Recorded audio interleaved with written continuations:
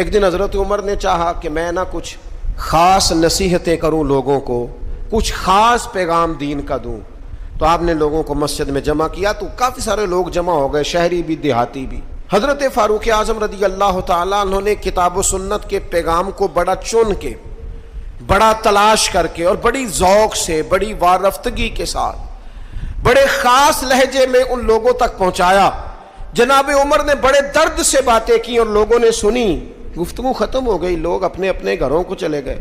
حضرت فاروق اعظم رضی اللہ تعالیٰ عنہ گھر گئے، اپنے بچوں سے، اہل خانہ سے فرمانے لگے جو گفتگو میں نے مسجد میں کی ہے تم نے بھی سنی ہے کہ نہیں؟ نے کہا جناب ہم نے بھی سنی ہے. آپ فرمانے لگے میں نے آخر میں ایک بات بھی کی تھی.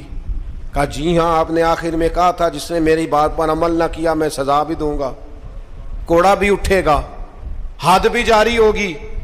اگر جو حدود اللہ میں نے بیان کی ہیں اگر کسی بندے نے ان کو کراس کیا تو سزا بھی. کہا جناب بالکل ہم نے سنا ہے، آپ نے فرمایا ہے کہ جو نہ مانے گا اسے سزا بھی ہوگی.